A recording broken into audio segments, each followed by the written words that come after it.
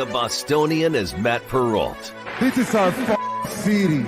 The book is Dave Sharapan. Pay him. Pay that man his money. Together, they are The Bostonian versus The Book. You covered 12. Covered! Follow the show on Twitter at Boston versus The Book. How do you like them apples? Bringing you the best insight on sports betting news, Matt and Dave's daily picks, and an entertaining and unfiltered dive into the sports betting industry. Here's Dave Sharapan and Matt Perrault. And here we go.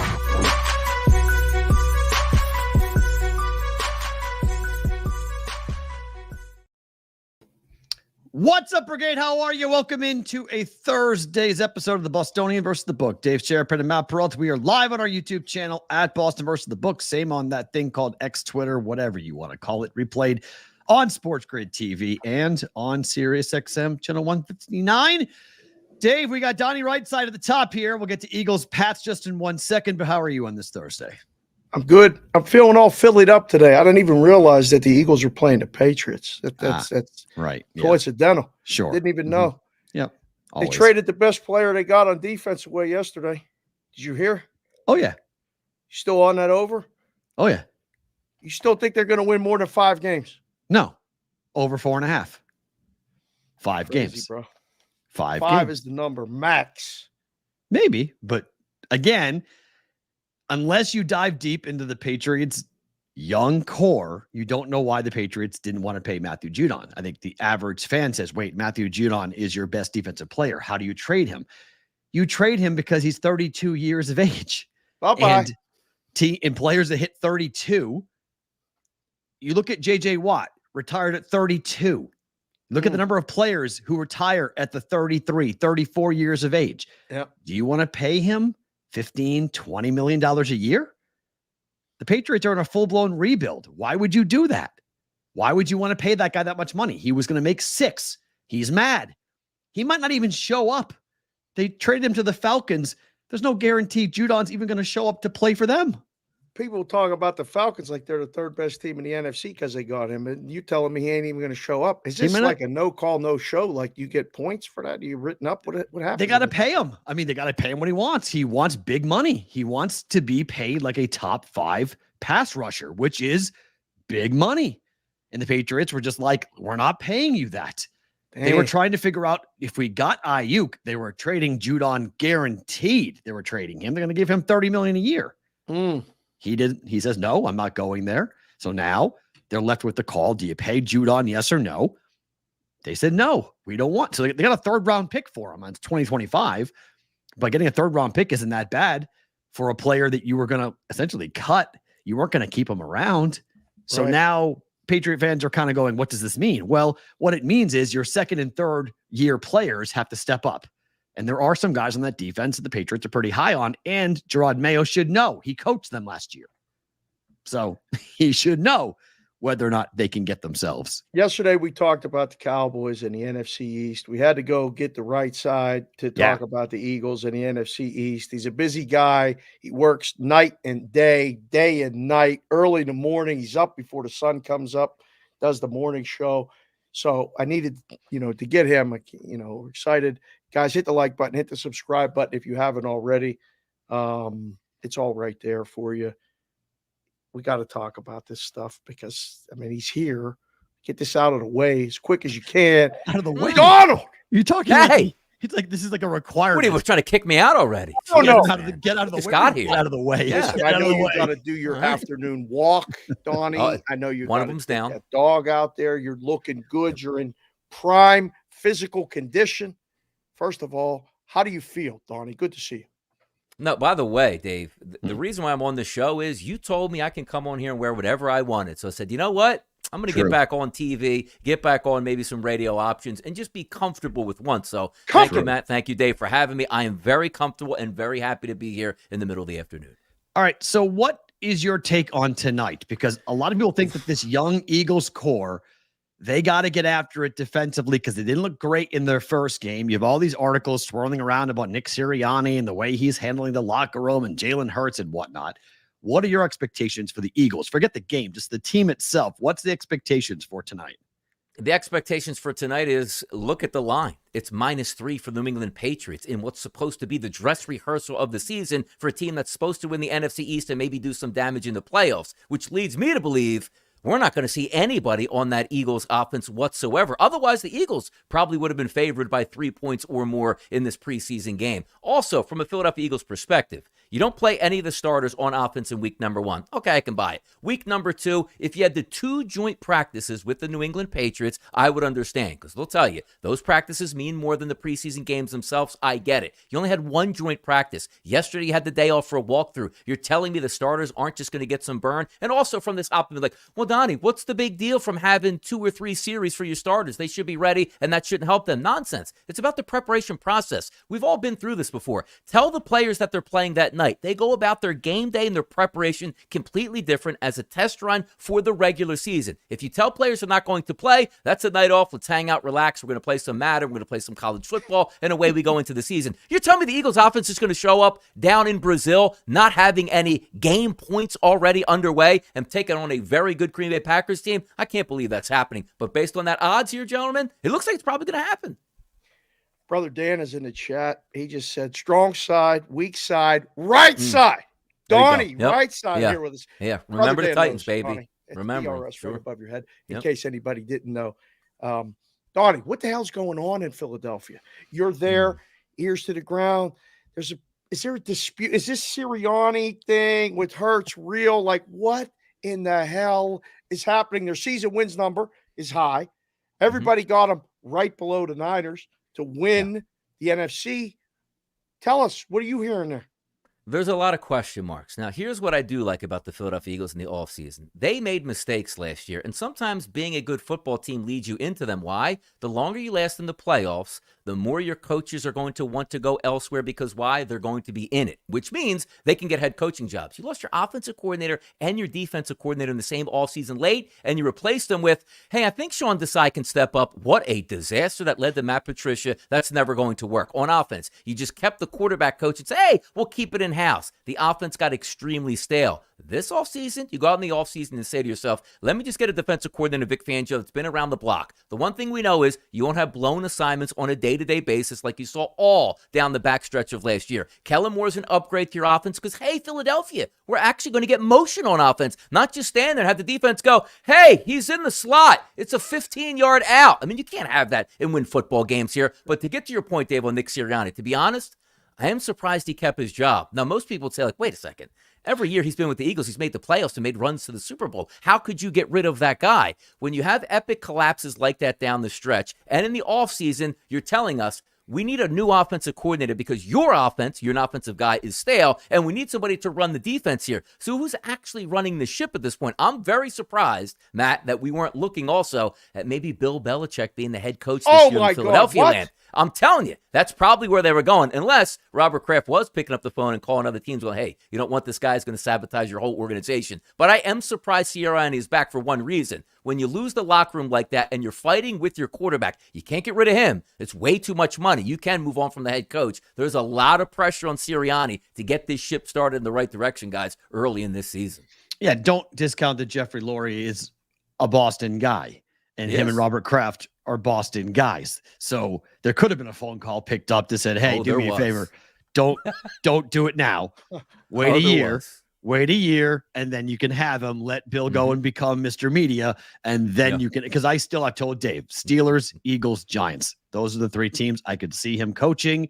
No one really other than maybe San Francisco or maybe Dallas, but he's not going to like Tampa like Tom Brady did. He's not going to an organization like that to go into it. But what is Nick Sirianni's future? I mean, what does he have to do this year to win back the fans? Because he has that cocky swagger. Eagle fans loved him at one point in time when he was sticking his tongue out at people and mocking people on the field and whatnot. And now it feels like it's totally different. He can't communicate. Him and Jalen Hurts don't get along. What does Sirianni have to do this year record-wise to turn that conversation to the positive?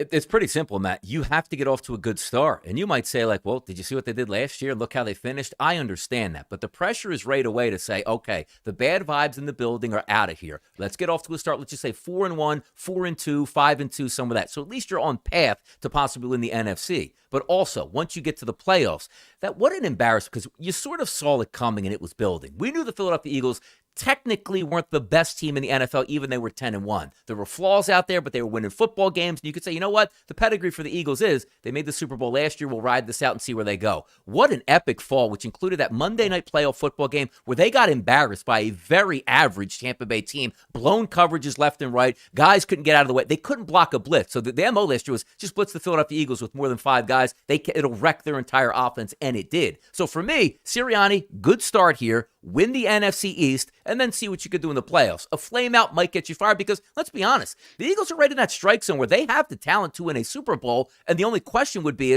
do you have the coach to actually get you there at this point? He got a mulligan last year. He's not going to get it this year, Matt. You're talking about good starts and bad finishes. You see me in the Philadelphia stuff. Do you like this hat, Donnie? I love that work hat. For you? Okay. Yeah, the fat P is beautiful. The powder blue and the fat P is just like, that should be. I always say, like in the NFL, like the Chargers only wearing their powder blues every once in a while. The Patriots only wearing their throwbacks every once in a while. Get to the uniform the people want. Like if the Phillies wore that fat P every day, it would be a thing of beauty. So I'm with you. I love that. It would be. I have actually a hat that has all the P's on it. Look at this thing, Donnie. Look at this. We're going around the this block. One spins around. Yeah. It has all the P's. It's like a whole Wear it any way carnival. you want. You like That's that P? I'll put the fat P on it sideways for you. Talk about good starts. Yeah. And leaking oil, Donnie. What the hell are the Phillies doing? Wheeler's a gigantic favorite today. Yeah. I know you got props every day. You're a baseball guy. Yeah. The Phillies lose games 6 and 7 at home in the NLCS last year. We were coming for the World Series. I was going to pick you up. We were going to go. I had all this thing planned. What do you say about the Phillies right now? Are we worried?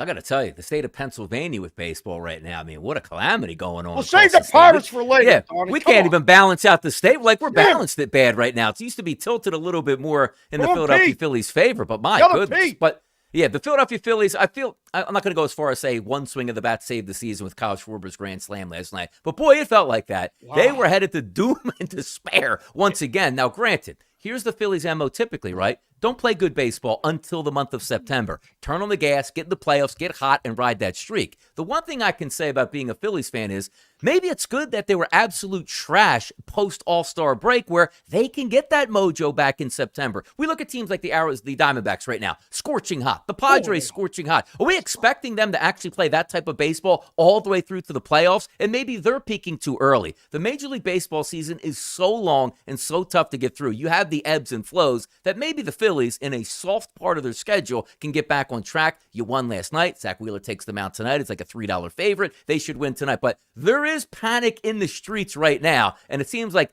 we're getting mad at Stott. We're getting mad at Marsh. Like, we're not getting mad at Bryce Harper and the boys. We're getting rid of the guys that aren't supposed to actually produce, expecting them to produce like all-stars. That's where we're at right now in Philadelphia with the anger level. Let's go to the other side of the state because Dave's the Pirate guy. Man. 10 straight losses.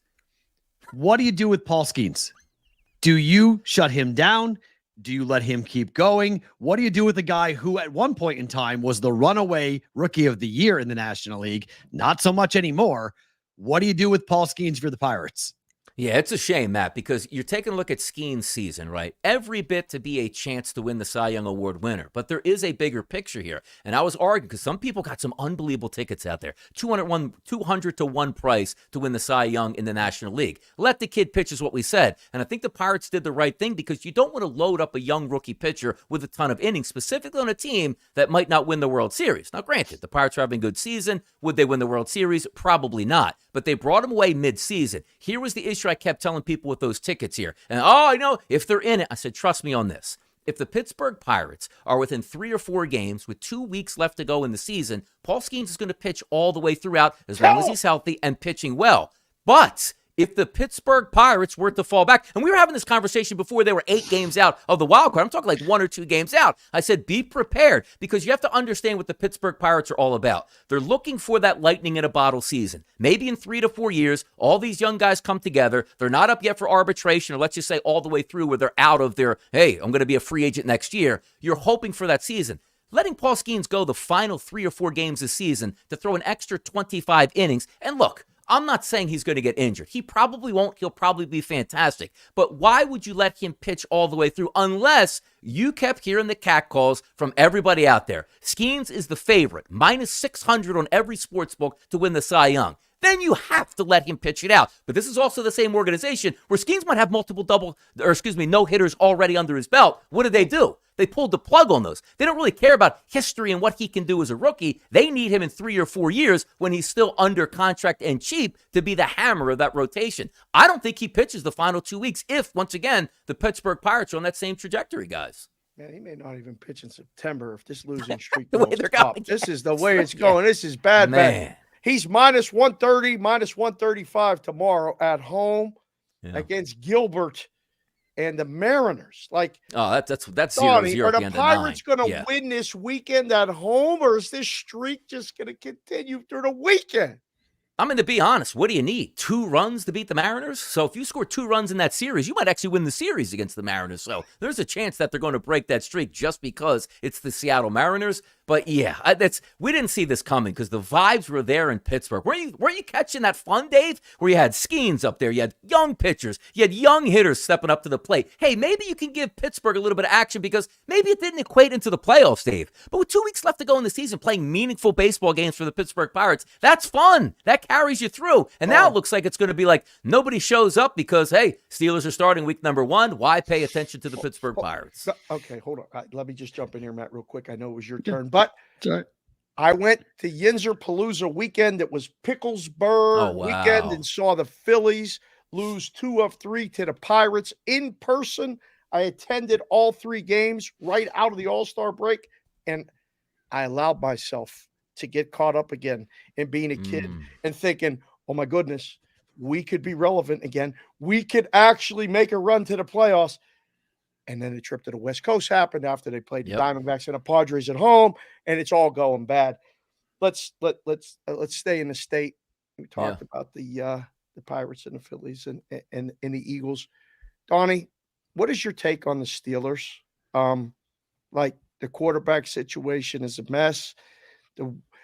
I was waiting for them to call you to see if you want to go be the third down receiver. I know you've got good hands and you can run that 8-yard out and still grab it and get down, get us a first down or 2. Is it going to be as bad for the Steelers as it is going to be for the Patriots this season? I mean, I was looking at places to go out there. Mount Lebanon, Moon Township. Shout out, Dave. I mean, like, you want me to be out there? I can find my way to Pittsburgh. Now, look at it, Pittsburgh. The one thing we do know is they're going to be competitive on a year-to-year basis. That's what Mike Tomlin gives you. But you as a Steelers fan, are you sort of getting tired of, yes, I understand we're going to be 500 or better right around that mark, but are we actually in it to win championships? Because I know, Matt, like being a Patriots fan, when you hear it, look, it's either restart the franchise because championships are everything. Hey, we went 7-9 or 7-10. That doesn't do anything. I'd rather be 2-15, getting the number 1 pick, and then trying to be a championship team within 2 to 3 years. So I admire what Mike Tomlin brings to the table, but I don't know how much that plays out. And also, they play in such a tough division. The question's going to be for me is, what are we getting out of Russell Wilson? Are we getting the guy in Seattle that can command the huddle and make so many plays where I used to joke, worth his weight in gold, you don't need an offensive line because Russ will always bail you out. If we're getting that Russell Wilson, yes, they're going to be able to compete. They'll probably win 10 games and get into the playoffs. The defense is very talented. The offense, and by the way, if they can swing Brandon Ayuk on the outside, you get a little bit of a surge there. But the talent is there to win, but that division, like Joe Burrow's waiting there. Look at Lamar Jackson. He's waiting there. The Cleveland Browns are looking to have a good season. It just might be one of those things, Dave, I've used multiple times on the early line. Boy, if the Pittsburgh Steelers were in the NFC South, we'd be damn excited about that football team. But they're not in that division. They're in a tough division. So 500 is where you're going to be. And I guess you can get excited. Hey, Mike Tomlin never loses. But to be honest, I'm not looking at the Steelers to do a lot of damage this year. 9 wins, maybe 10 wins. But talking about a playoff team winning a game or 2, I don't know if I see it there, Dave. Yeah, mediocre Mike is what the brigade has coined Mike Tomlin. So that's just our. Hey, that's the audience. The audience is not in Pittsburgh. They are got a bunch of guys who are not fans of what Mike Tomlin has been doing. Let me ask you this: I don't know if you've watched it. Did you watch any of the Netflix docuseries, The Receiver, at all? No, I did not. I did not watch any of that. No.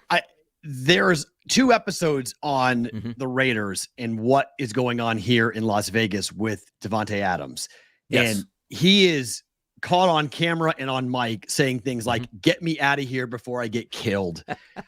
I can't stand this. I'm so tired of it. I only have so many runs left in me. Just saying things that make you think like, oh my gosh, this could really be a problem for the Raiders.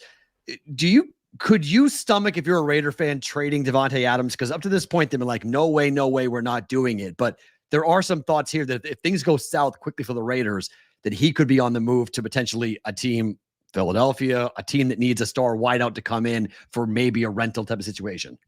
He would be gone tomorrow if it was me, and if I was a Raiders fan. Because I understand we want fun players to root for, but when it's all said and done, you want to have an upstart franchise. You don't have a quarterback yet. Maybe trading Davante gets you a number 1 pick or first-round pick that you can trade up next year in the draft and get that quarterback here. Yeah, Gardner Minshew might win you a game or 2 more than Aiden O'Connell. Where's the excitement here? You're playing in a conference, or should I say in a division. When you look around, maybe Denver found their guy in Bo Nix. They're already ahead of the Raiders now. You know Patrick Mahomes is going to be around for another decade. They're ahead of the Raiders. And you take a look at the Chargers, who I think finally righted the ship and got a competent head coach, and they got Herbert at quarterback. What good is Davante Adams? And also keep in mind with Davante Adams, wide receivers want the football a lot. He should get that. Wide receivers want a lot of money. He has that. But also, you want the opportunity to win. Like if Davante Adams goes, if I can force a trade here, and let's just say, get to the New York Jets and play with Aaron Rodgers, why would I not do that when I have Aiden O'Connell and Gardner Minshew here? And keep in mind, he went down there technically on false pretenses.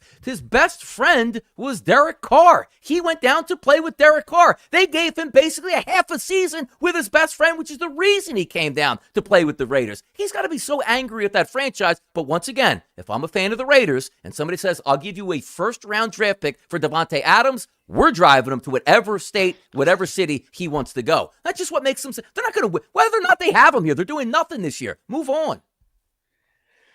Wow, there's a lot to digest there. One, I don't know if you're a good driver or not. I know I've driven you around, and you have driven me you're a around. very good passenger. In the middle of the night. Yes. You mentioned the AFC West. What about the NFC West? I think Ayuk is staying in San Francisco. Yes. People are mad that you've besmirched the Mariners and their inability to score. Yeah, people are talking about Geno and Seattle. The buzz, DRS, is the Rams. Everybody in the space is the Rams up. They're coming after everybody. Stafford got hurt or something yesterday. What do you make of the NFC West? Is it just a layup for San Francisco? Anyone else in that division that we should be looking at? Yeah, it's not a layup for them. Do I think they're the most talented team probably in the NFC? Yes, and the odds makers will tell you that as well. So we're not going out on a limb here. But let's remind ourselves, getting to the Super Bowl when you're favored, and I bet the San Francisco 49ers in the Super Bowl to beat the Kansas City Chiefs, but they don't have Patrick Mahomes. They didn't win that football game. Fast forward to this season. Everybody wants to get paid. Hey, the reason we went to the Super Bowl was because of me. Brandon Ayuk is telling them that. He should be getting paid, but what's he asking for? Resetting the market on a football team already with a high payroll and also with quality wide receivers? And at the same time, you know who's already banged up in camp, who you got away with using up and down the football field? Christian McCaffrey. We don't think that calf is going to come back to haunt him again this year. And keep in mind, guys, do you remember late in the season, before the Philadelphia Eagles absolutely imploded and lost to the Arizona Cardinals, Christian McCaffrey went down with a calf injury then, but he had the luxury to sit the final week of the season and the bye week and get right for the playoffs here. If there's anything wrong with Christian McCaffrey, I need to see that 49ers team move. And also, I never thought it made any sense. Like, if you trade Brandon Ayuk away, the favorite target of Brock Purdy, what are we actually doing here? And if your window is right now for the 49ers, why are we toying with this? The best left tackle in football is sitting out because he wants to get paid. Now, granted, they do have a background, let's just say, for paying their top talent days before the season starts. I don't know how great of a concept that is, but there's so much more with the parity in the NFL where they have a room for error, but with injuries to key positions, maybe they get brought back to the pack. Now, to answer your question about is anybody ready to challenge there in the NFC West, maybe it's the Rams. Never a good sign for your aging quarterback here to already have hamstring issues in camp. If there's one guy that can probably tough it out, it would be Matthew Stafford. The Arizona Cardinals, they're not ready yet. Seattle's okay. So as long as we don't have big-time injuries for the 49ers, that talent's just going to win out. My favorite play caller in the NFL, it's Kyle Shanahan. Brock Purdy's still there. They should eat this year. But if there are big injuries, like I said, to Christian McCaffrey, that could make it a little bit harder to win that NFC West, guys. While we've been talking, I know it's baseball time, but the NBA has just released their entire schedule. Yes. NBA Cup is Knicks. Oh, my God. Sixers opening up. One, how are you feeling about the NBA Cup in-season tournament for the NBA? And two, what's your outlook for Philadelphia? Because since you were hammering my team, I saw you hammer the Patriots this morning as the worst team in football. Yeah. Well, the defending champions happen to live in Boston. So football might be sneaking, but, you know, we got 18. Banner 18 rises game 1 in Boston. Knicks Sixers, what's your outlook on Philadelphia? I am pretty high on the Philadelphia 76ers, but with caution, which means maybe we will win a second-round series. That could get a parade down Broad Street because we can't get out of it. I mean, it's been since Allen Iverson's been in town that we can actually make it into round number 3. But having said that, looking at the Sixers, I think Paul George was a good move. They actually got lucky to get him because, quite honestly, if Paul George doesn't leave Los Angeles because they didn't want to give him a little bit extra money, I don't know what the Sixers would be. I don't know if anybody would be buying into the Sixers, even here in Philadelphia. Been there, done that before. Joel Embiid needs help. You can't get him help. Joel Embiid plays great. Then he gets injured, and the season goes up in flames once you get to the playoffs here. But also, before even the Sixers, the NBA Cup. Ben Stevens is my co-host in the morning on the early line, and he does a great job. But every time we have NBA Cup games, I need him to spend 5 minutes to explain to me with a calculator who needs to win, why they need to win, who's up next on deck. So if it's that hard for me, just a common sports fan, to say who's playing tonight, what it means, I have no idea why it's around. Never know when there's an NBA Cup game, who wins, who needs it. You know, what happens if I win, they lose, the Bucks win, the Sixers win. It's unbelievable. There was no need for the NBA Cup. I don't know why it's here, but it's going to look like stick around because why? It probably makes the NBA money. Last one for me, Donnie. Outstanding NBA take. And I can't believe that P-Rod even asked you that question. It's here in Vegas. The semifinal finals are here. What do you mean? That's great. We'll fly Donnie out for this. Donnie, the hoodie looks phenomenal. Yeah. I'm glad you're comfortable. Thank you for joining us. Love what it, hat? This is the BVB hat with the baby blue bees. Yeah. It matches the Phillies colors. And then I have this one here to match the Sixers. And then I have another one that I can get for the Eagles. The Kelly Green Eagles hat's pretty exactly. That's what, like, if there's some way you can work into Kelly Green with the silver, maybe on the BVB, I mean, that's just a home run, man. Like you want to talk to a Philadelphia fan and say, what's your favorite colors? Oh, of course it's going to be that. Okay. I just wanted to clarify that before we let you, before I let you go. That's the color hat you want. I'll get the information. I'll get with our guy. We'll get you a hat. All right. You want the green one? You want the green and the white and the silver? Kelly Green, white, Kelly Green, silver, white, whatever you got that has to do with that. Because it matches perfect. You're laying around on a Sunday, you got the Eagles shirt on the Kelly Green shirt. You throw the BVB hat on right with that with the Kelly Green. It just makes sense, Dave. I love it. Before I let you go, Pats, Eagles. What's the bet tonight? Look, I like the backup quarterback situation for the Philadelphia Eagles. And I was actually on the Eagles against the – look, there's no better telltale sign than when the Eagles – when the Eagles were favored against the Baltimore Ravens, I'm like, how is that possible? But as Dave would say, somebody knows something, or at least they should, and they did. Yeah, but come on. They tried to lose that game 5 different ways. I was on the Ravens +1. They tried to lose that game 18 different ways in that fourth quarter. 15 field goals to take it. Hey, hit the upright, get a strip sack. Let's try it again and make it. And by the way, if you had basically the +1.5 on the Ravens, you just had to walk out of the bar at that point and walk home. Like, that's unbelievable. How did I lose that game? I was just like, it's just how the week went for me. Everything went wrong that week. It was terrible. I had but tonight, again, the preseason, a lot of time, it's just about taking the points here. I think the Eagles have a decent backup situation for a new offensive coordinator trying to work it in. I guess I'm going to go with the Philadelphia Eagles again tonight as the dog price against New England. But having said that, like, New England probably needs to get their wins in now in the preseason. Ain't going to be many in the regular season, Mac. Tell them, Donnie. It's okay. It's okay. 25 years, right? How long was that run? 25 years? I'm 47. Yep. It's a lot of winning. I'm okay with a couple of bad seasons. Do not besmirch our guest with the Patriot nonsense, please. I'm glad he came. Donnie, the brigade is just always remember we're 1-1. We're 1-1. Weekly appearance from DRS. My Maybe agent will call your agent. We'll see if we can fit a time in while you're still awake. I'll see you soon. The kids are coming. You got back it, guys. east. 1-1. Appreciate it. Let's 1-1. get down, man. Thanks, guys. Donnie Rightside, Appreciate good it. stuff, my friend. Appreciate That's Donnie joining us here on BVB. Absolutely. Donnie Rightside here on BVB. Always fun to get him on the program, talking Eagles, talking everything else going on with the wonderful world of sports. I guess we can kind of roll right into that if you want to get into the preseason game coming up here tonight for the Eagles and the Patriots. We're going to actually talk about it. Yeah, absolutely. It's going to be a really interesting game here. I know you don't care about this stuff, but I do. And because I bet this, and I think if you look at the game and wait, you have a bet on this game tonight? Correct. So if you go through it, save right? it for Bet It or Book It? It is on Bet It or Book It. We can do it here at the top and then get into it again. Okay. So the Patriots, Atlanta, Miami, the Giants and the Lions, and Seattle and the Chargers. They all had joint practices going into week 1. All 3 games were violently under. The only one that came close to going over was Atlanta, Miami, but it still fell 4 points short of going over. Okay. There's only one play in this game tonight. Under 36. That's the only play. It's the only play in the game tonight is under 36.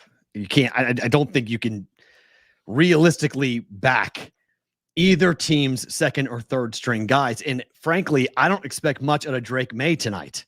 So the one thought is, well, Drake May is going to play 3, 4, maybe 5 series. This is like the dress rehearsal for Drake May. Can you play, kid? Go show it. So and I don't know how that works or what if that's good or not, because we saw Stenson Bennett come in for the Rams and throw 4 picks. Now, he did throw the 4th and 11 running to his left sidearm, left-handed touchdown, which was ridiculous. But he had 4 picks in the game. Yeah, I'm not going to be shocked if Drake May's not out there getting picked off like crazy tonight by the Eagles defense.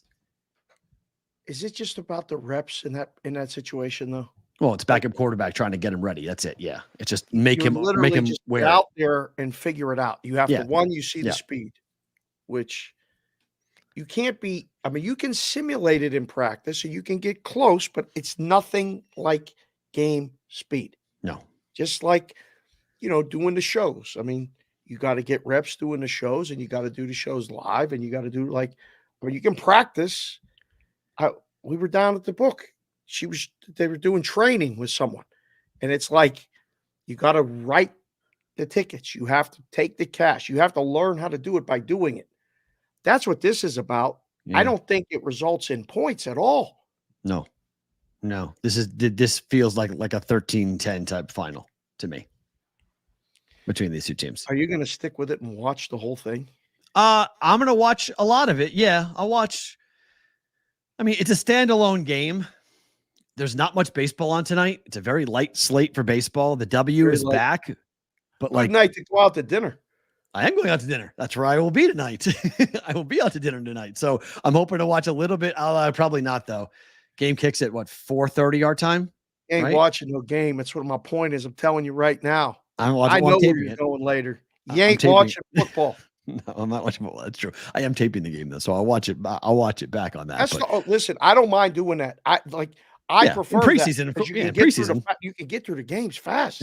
Absolutely. I mean, Chef Benny's going to be there. He's going to the game, so he'll be watching it all. He's there. He's going to the game. He's driving right now. He's on the road right now to go to the game. Chef B. So he's going down to tailgate and go down and have a good time at Gillette. So drive safe, stay off Route 1 if you can. It's the worst road in America. But am I back feeling better? Yeah, the back's feeling okay. It's I can walk. How about that? I can walk to dinner. Walking slow. Yeah. You can't take the phone out at this restaurant. No phones allowed at this restaurant. Good. No pictures, no phones. So good. It's going to be, I won't know the outcome of the game until after we're finished eating. So there's nothing wrong with that.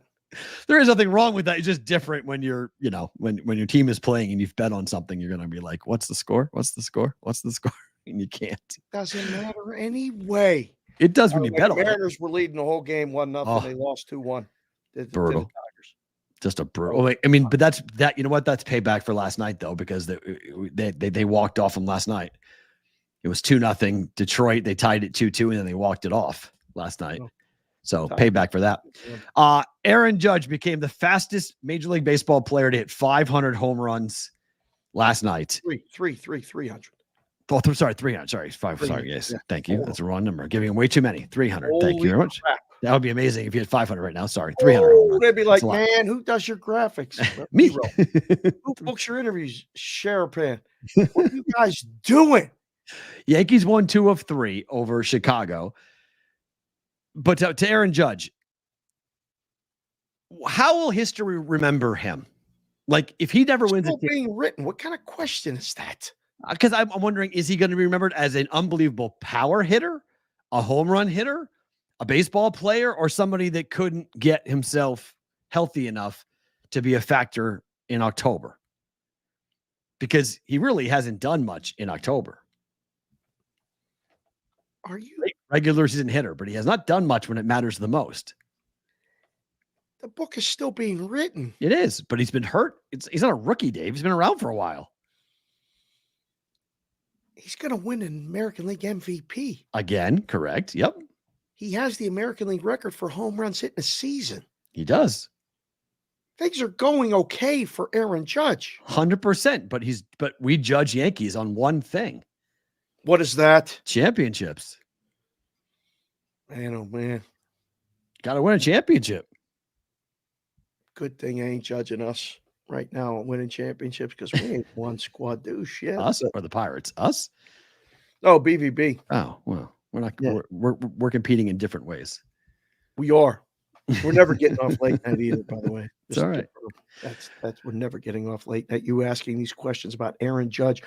How do you think people? I mean, I think they're going to remember him as a tremendous ball player up to this point. How do people remember Barry Bonds until he won the World Series as a guy who was, a great that was player? tough. He can't get in a Hall of Fame yet. I mean, that was tough though, because Bonds' post-championship steroid era stink is never going away.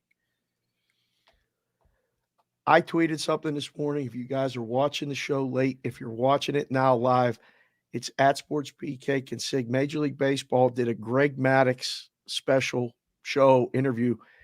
They handed Bonds an at-bat against Maddux, and they both broke it down separately. Mm-hmm. It was riveting. It's a minute and like 42 seconds. I watched it 10 times. Watching Bonds know how it was going to work. Bonds played in the World Series. He didn't win it with the Giants. Did he lose it did he lost that year with the Giants? He was in the World Series. Yeah, he was in the World Series. I thought he had postseason success with the Giants. He did. In Pittsburgh, they ran him out of town. I mean, he needed to leave anyway, but he couldn't do anything in the postseason. Aaron Judge is going to be measured fairly or unfairly by the postseason and what he does. I mean, these regular season things are great, but baseball measures it, and all sports do. When you get a championship, everything changes. Oh, yeah. And look, JPC, I don't think it's fair to put Ohtani in that boat yet because he was playing with the Angels before this year. Like, now he's with the Dodgers. Now it's a different story. If Ohtani is 4 years, 5 years in without a championship with the Dodgers, yes, you're right. He would be in the same conversation. I don't even know if you have 4 or 5 years. I think with the Dodgers being 1 or 2 seed every year that he's there, they're going to be the 1 or the 2 seed every year unless the Padres or the Diamondbacks somehow beat them, and then they're still going to be in the playoffs. The way the Dodgers are built and the way they, bring guys in, Ohtani's in the playoffs every year. Fair. Yep. They got to win. Otherwise, they're still the Dodgers. Fair. Right? Yep. And the White Sox are still the White Sox. Great job here by Josie Myers. Thank you, Josie. The futility tracker is still going on. White Sox are 29-92. That record doesn't even seem real. 29-92. They're going to lose 100 baseball games before we get to September. That's amazing. How's that even possible? They are 2 games ahead of the Tigers' pace in 2003 of 119 losses, which is the worst, the most losses in American League history. 120 losses is the Major League record. They're on pace for 120 losses to tie the record for the most losses in the history of Major League Baseball. If you were going to bet it right now, yes or no, are the White Sox going to be the worst team ever? I think yes. I do. I mean, I don't know what they're going to plan. Are they going to plan to bring kids up and they're going to try? Like I at this point, it's lost season. Like I don't know. Firing a manager when they did, maybe. Or I heard yesterday he might be a lame duck guy. You brought in Grady Sizemore to be a lame duck guy and just finish out the season and hope people come. Like, you bring in Tom Hanks's character, A League of Their Own, so you can come and wave to the fans and hopefully come people see what the hell are we doing here? It's not a movie. This is a nightmare. It's a tragedy. For White Sox fans, yes. For White Sox fans. For Cub fans, it's a comedy. They're in love with everything happening. True. You're a Cub fan. It's just like you're looking at it going like, how you guys doing? I mean, once we hit September. Give the kids a pull. Okay. And I want to thank Joe C. Myers personally because he listens to the show every day. Mm-hmm. He got a hat. He got multiple hats. He wears them around town down in Texas. He's moving to Kansas and all this other stuff. He gave us the name. Are we going to stick with that name? I think we should for the first timers. Yeah, a recruit. I like it. A BVB recruit. You're new, first time posting. We're going to call you a recruit. If you're new and you're in the chat, go ahead and identify yourself and we'll give you a shout out. We'll put you on the screen and call you a BVB recruit. You're a new part of the brigade. I love it. Absolutely love it. Joe C has done great work and it's all unpaid. Like a lot of this content space work is, it's a lot of stuff, but he does great work and helping guys and getting through whatever they're getting through. He writes on the side, covers baseball. He's a baseball guy. That's a good name. We'll have when you're officially first timers, make it known. You're always welcome. The brigade is a very welcoming community. We got some great people here watching the show, listening to the show on the Odyssey app. Even we just discovered that, and they're listening all over the place. Look at that face. That's a communications guy right there with that face. But I just discovered that yesterday. Give them a poll. Okay. Do the White Sox break the record? Worst team ever? Yes or no? I think people are going to vote more yeses than nos. I don't know what it's going to take, but I think we're going to get 70% yeses. I voted yes. I think they tie it. What a call. I think Sonic, put this in the back pocket. If they tie it or they're available to tie it on the last day, we have to put this clip up. I think they lose 120 games. I think they set the record for the most losses in American League history, but I don't think that they lose 121 to break the Mets record, which is the Major League Baseball record. Oh, they're beating the Tigers record. They're only 2 games ahead of it right now. I mean, they're close. I mean, 119. They're going to have a worse record than the Tigers, my opinion. So you think they lose 120 minimum? Yeah. Yep. Yeah. So they're 29-31 was the Tigers record. They were 31-90. White Sox are 29-92. We'll have to look at when we get to the end of the month, we'll have to look at the White Sox schedule in September and go, that series 2 losses, that series 3 losses. I think they're going to rack up quickly. Their schedule doesn't do them any justice. Well, they're 29-93 now, by the way, because they lost last night. So he did that. He does it at night before. Yeah, and also he's taking track because the Tigers must have had an off day, so that's why. Because he clarified it's through 121 games. Okay, so they've played 122 games. And the White Sox was through Wednesday. Okay, yeah, so they're 29-93. So they've got 93 losses right now.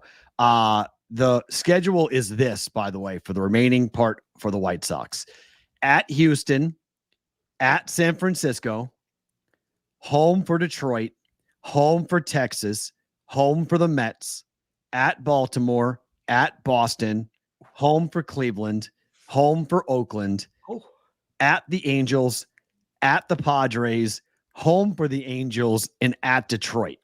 The Detroit Tigers will have a say in whether or not they force the White Sox to break their record for the most losses in American League Baseball history. You can't write this shit. That's a movie.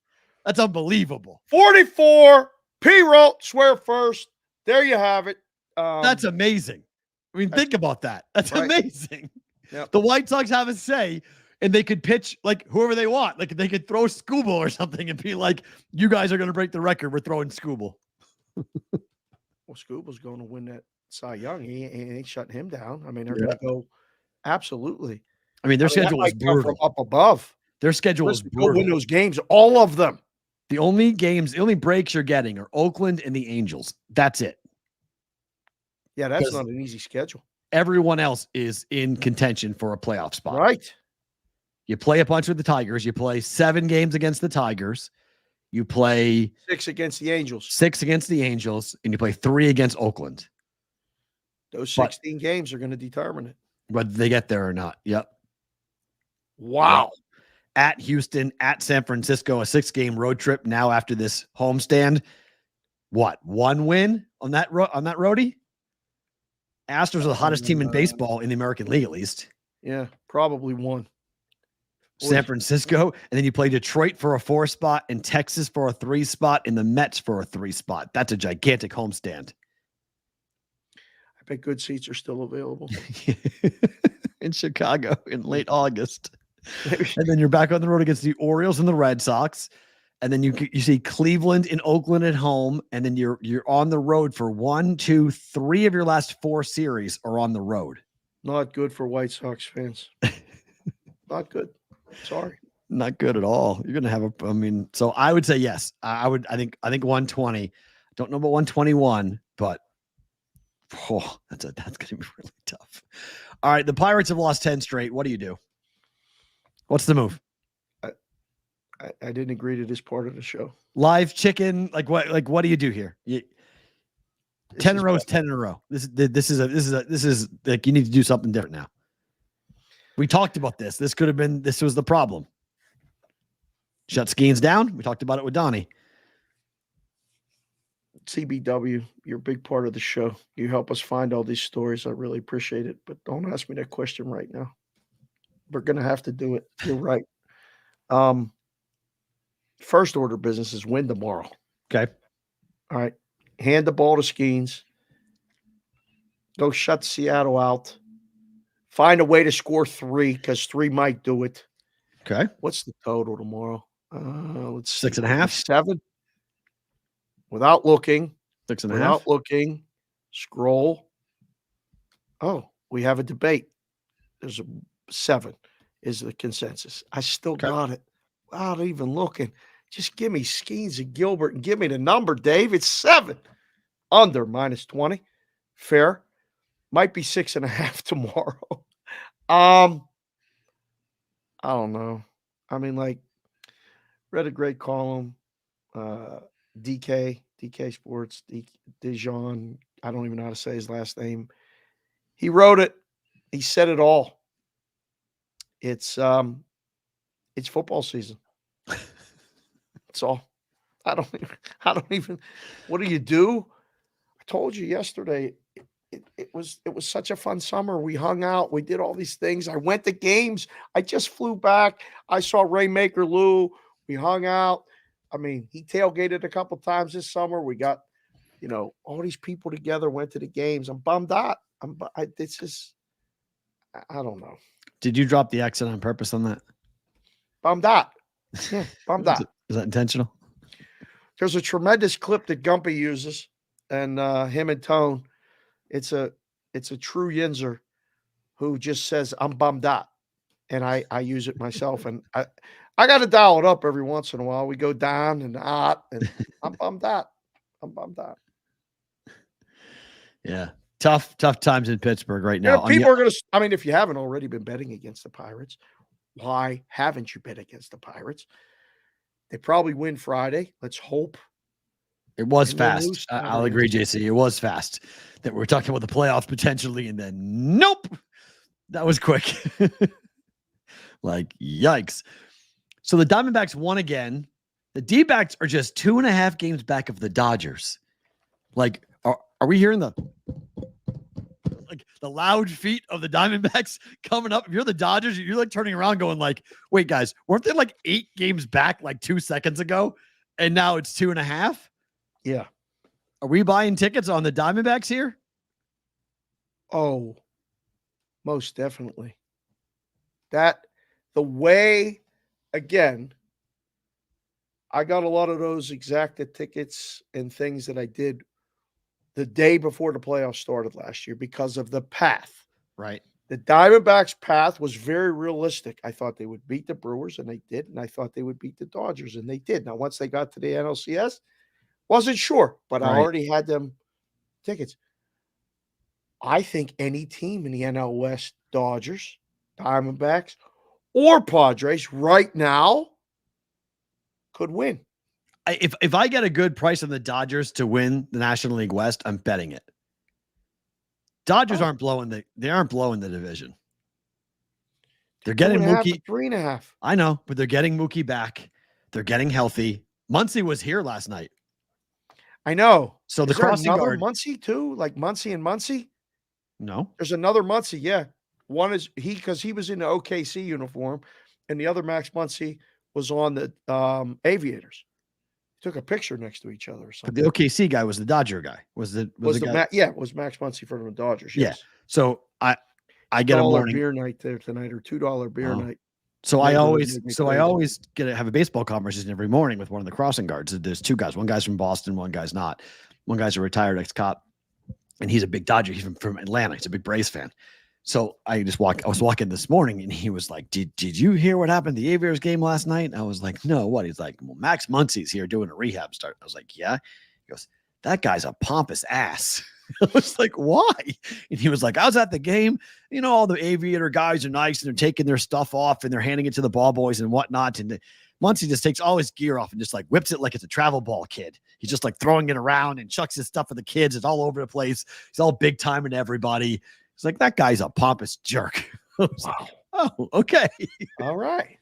It's like, I appreciate that. I was like, I didn't see it, but I guess I'll look for it on social media, I guess, if there's really, if it was that bad. I don't know. I didn't even know he was here on a rehab start, but the Brewers beat the Dodgers 5-4 yesterday. Do they split the series? 4-game set. They play here. They start the game in a couple of minutes. Or has already started? It's already started. It's 3-3 in the 6th. Oh, okay. So I guess I can go from 0. Oh, Dodgers just took the lead actually in the top of the 6th. So it's 4-3 Dodgers right now. Let's see. We're doing game live tonight, but it's 9.5 is the total. Okay. Probably would bet that over if we were thinking about it. And you could take the Brewers plus a run and a half, minus 175. It's a 1-run game. Brewers holding their own. This is not the first 2 games, but yesterday, big win. Oh, God. Know. Hold on. Breaking news. What? Notre Dame has just suspended their entire men's swimming program after discovering the team created a sports book and was wagering on their own performances. They were booking their own races. I love this business, but man, oh man. What I mean, that could have been done. Hold on. That could have been done anywhere, though. Don't blame legalization for that. It wasn't like they were going to a book to bet it. They were booking their own races. They had someone on the team who was a book, who was going up against each other and setting lines and letting the guys book it and bet it. I had nothing to do with it. I don't know anybody at Notre Dame. I don't know any swimmers. I could have made the numbers, but I didn't know nothing about it. Just anybody knows. I mean, everybody wants to be an odds maker. Everybody wants to be a book. Kids, if you're watching the show, don't do that. Not deeply embedded team culture, dismissive of Notre Dame's standards for student athletes. This is being reported by Pat Forty. Pat Forty of Sports Illustrated is reporting this right now. The timing will enable athletes wishing to transfer, including incoming freshmen, to do so before classes begin on August 27th. Oh, if you're meant to be a freshman coming in and you realize there's no program. The head coach and his staff were not disciplined after reviews found that the staff was not aware of gambling or the scope and extent of other troubling behaviors because team members effectively concealed such behaviors from coaches and staff through concerted efforts. The Notre Dame's men's swimming team effectively created its own sports book for the purposes of wagering on their swimming performances. A majority of the returning 24-25 team is believed to have placed bets. Over-under lines were established for a swimmer's times in certain races, with wagers being placed on the outcomes. There are no known gambling companies that wagers or produce betting lines on college swimming. What the hell are these kids doing? I actually credit the ingenuity of this, because this is like, I don't know. I mean, in all honesty, let me just do this straight from like a macro standpoint, not the microcosm of it. But isn't it kind of brilliant that like you're not bringing in any outside influences?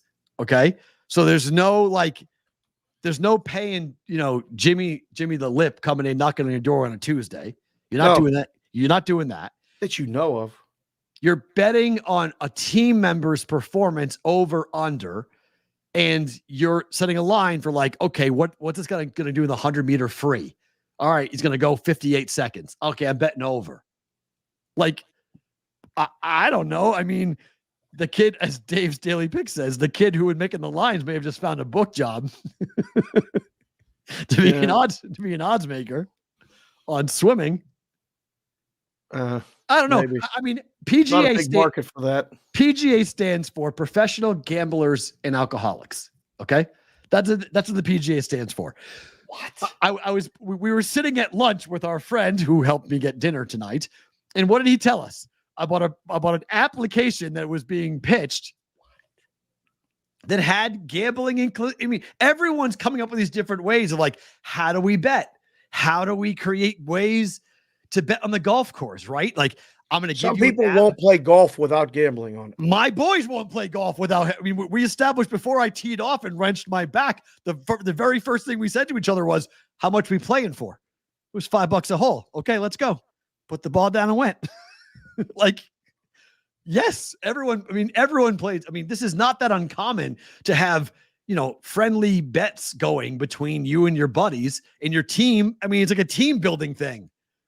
So if you're not doing it with a sports book or not doing it with an illegal book, I don't think it's that big of a deal. Well, what's gonna be Jim Montgomery? I've never not gambled playing golf. See, I don't mind playing golf without gambling on it, but again, yeah, I can play that. But it's more fun with it. It's just more fun to do it. It's more pressure packed. It's more, you can rib people. You don't play for big money.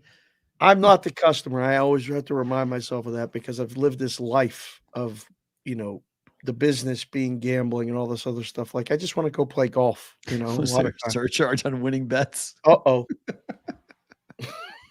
Was there a tax? I got that surcharge. Sorry. Yeah, you won, but I got to take my 3.2%. So my 32 cents off that $10 bet. Thank you very much. That's good. That was a good breaking news. I don't know how big of a deal that is, but that's amazing. That's an amazing thing. Well, is it going to be a big deal? That's the question. This is going to be huge. This is going to lead SportsCenter tonight. This is going to be a gigantic story. No, it's not going to lead SportsCenter. Okay, Dave. There's nothing going on. There's nothing going on. You might get football and then story 2 in the B block, but it's going to be a big story. There's nothing going on. It's a dead day. Baseball's all done. Football's boring. It's one game. It's preseason. Oh my, there's so much coming. Oh, that's going to be a very interesting topic. Every talking head show, Around the Horn, PTI, everyone's going to talk about that. You think so? 100%. It's too juicy of a story not to. Oh yeah, you can push it in a million different ways.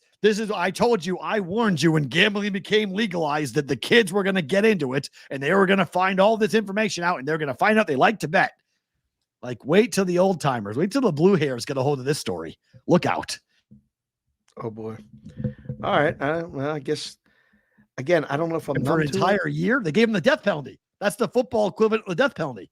SMU, the only football program ever to be given the death penalty, has never recovered from getting the death penalty. Wow.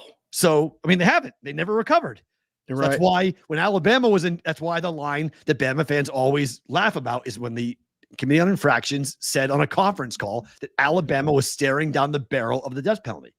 Alabama was staring down the barrel of the death penalty before Nick Saban showed up.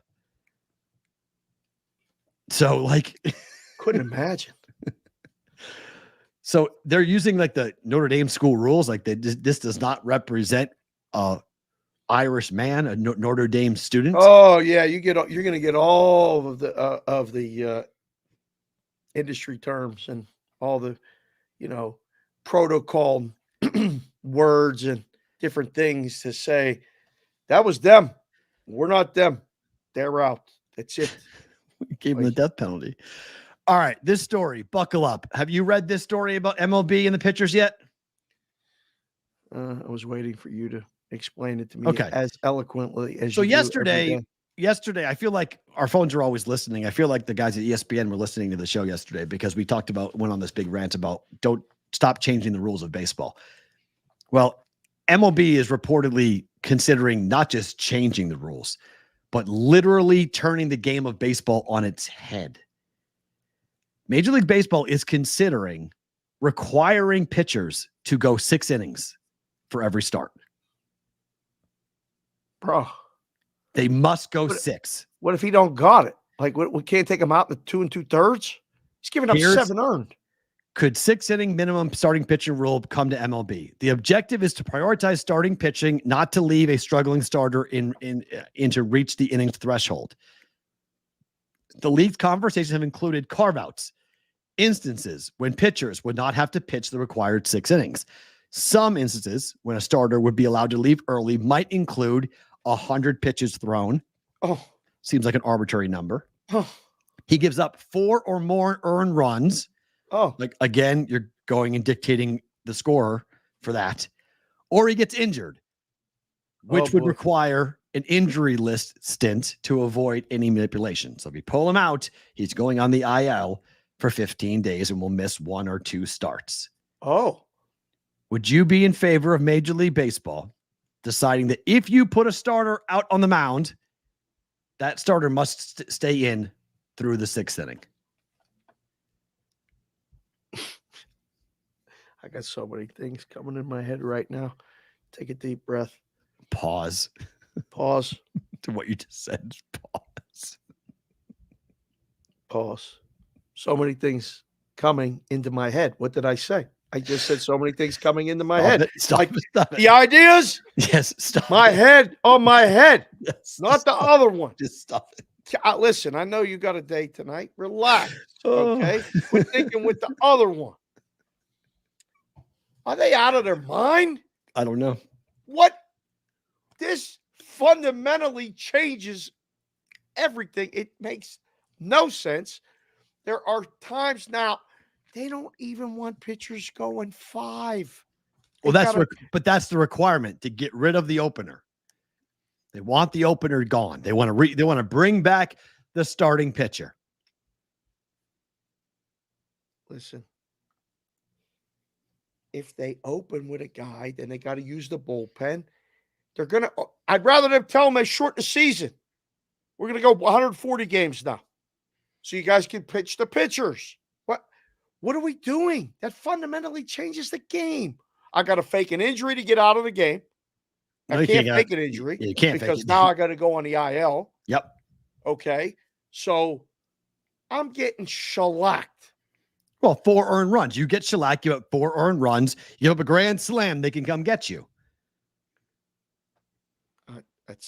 What if I give up 1, then I give up 1, then I give up none, then I give up 1. Can't get nope. And I'm exhausted. I don't want to. As the manager, I'm taking him out. How many pitches? Spot the orders coming up. Oh, how many pitches? No more. So how many pitches? I mean, you're at 80 pitches. 82 pitches through 4 innings. You're in. You're staying in. I don't want to put him in the 5th because we're coming a 3rd time through the order, and he's going to get drilled. Yep.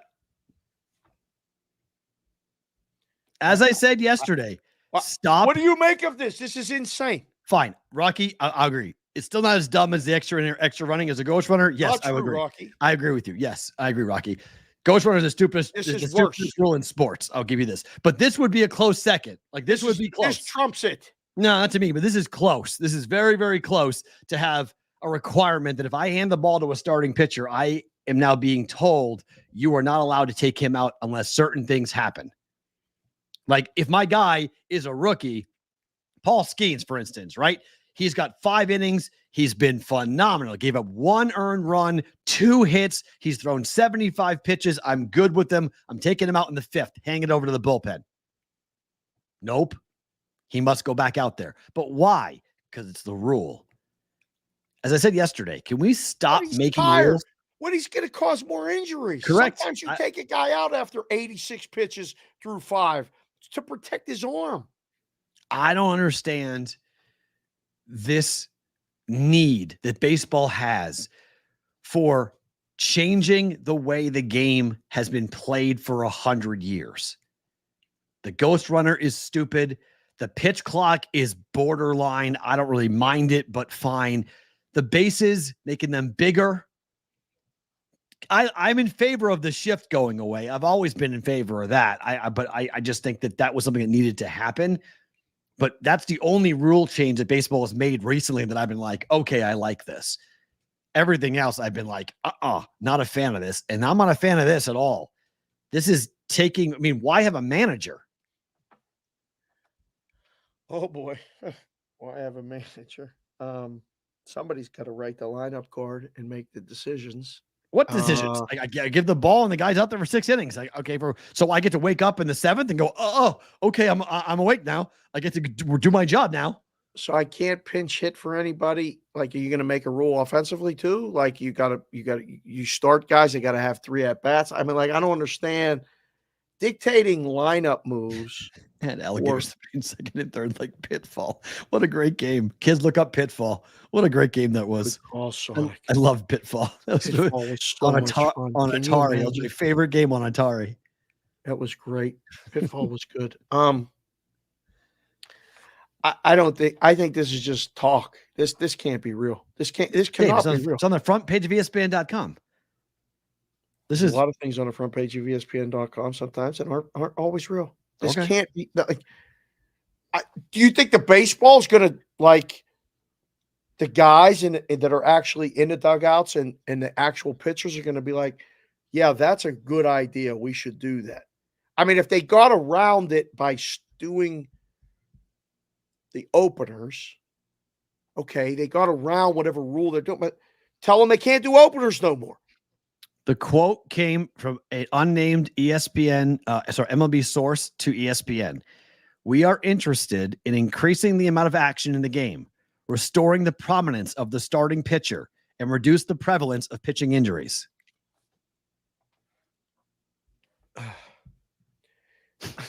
So leaving a guy out there when you want to take him out is going to reduce the injuries? I guess so.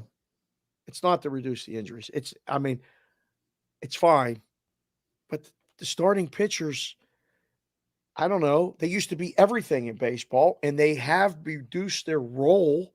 I know from an odds-making standpoint, we used to have to list pitchers. We used to make the numbers strictly on the starting pitcher and adjust for the bullpen. Now it's like sometimes you don't even look who's starting. I don't know. Minnesota's playing Texas tonight. Ober, Bradford. No disrespect to either guy. But unless it said Scherzer and somebody, it's like, I don't know. I can't believe it. It got me all hot. That's just silly. Mike Hazen, the GM of the Diamondbacks, said you would have to push command over stuff. Pitching to contact would be the biggest thing to prepare guys to throw 6 innings on a consistent basis. There would have to be some pullback on velocity, though that's a tough thing because that's where you get outs. You'd have to be a pitcher again. You'd have to be more about Greg Maddux. You couldn't grab the ball and say, I'm going to throw 100, 20 times and be done for the night. That's what openers are. Openers come in and just throw gas for 2 innings and then walk off the mound and they're done. Next, they're going to shorten the game to 7 innings. Well, that's always been talked about. People have always said that. Can't. I agree. People have always said shorten the game. I agree. It's ridiculous. I know there's some WNBA heads in the audience, so I thought I'd throw this on. There's 3 games on the docket. How do you handle a league with a stoppage? Because I think the games are unbettable tonight. I agree. Completely unknown as to what they've done, what they've seen, how much basketball they've played. Like, it could be really ugly tonight. They've been off for almost a month. Monty just came in the chat. Good to see you, Monty. Somewhere, Jamie Moyer's saying, hey, I can still throw 6. Go look at Jamie Moyer, pitchers guys. Everywhere going, hey, listen. I can throw 85. I get 85 for 6 straight innings. I throw 100 pitches at 85. So let's look. WNBA. 3 games Mercury tonight. Sky, yep. Mystics, Lynx, Liberty, Sparks. Yep. Aces play tonight. I would say bet the Aces. But other than that, I have no idea what these women were doing. Correct. It was a long trip. It was a long layoff for those that didn't go. I mean, were they playing basketball or they go on vacation with their families? Like, I don't know. It's a complete unknown. Right. They probably came back, Monday and practice a couple days, and then they come play games or wherever they travel to. Overs might be in play tonight. Less defense. Maybe. There might be more missed shots and go under. I don't think there's an edge either way. I didn't even know they were playing until I saw the rundown. I was like, because I thought they were starting this weekend.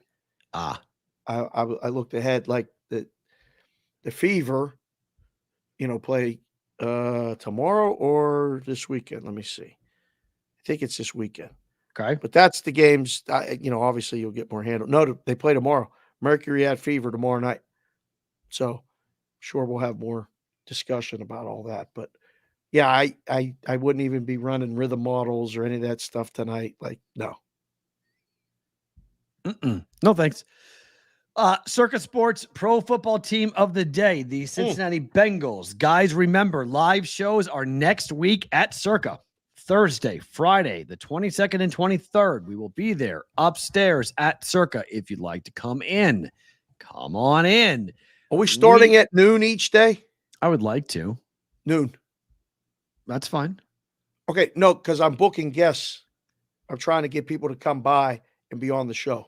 I mean, we start 11:30, between 11:30 and noon anyway. So if you want to say noon, that's fine. Noon to 2 every day. Noon Pacific, 3 o'clock Eastern. Yeah, works. All right, we'll plan on that. We'll be there both days. I just got word from Cody Decker.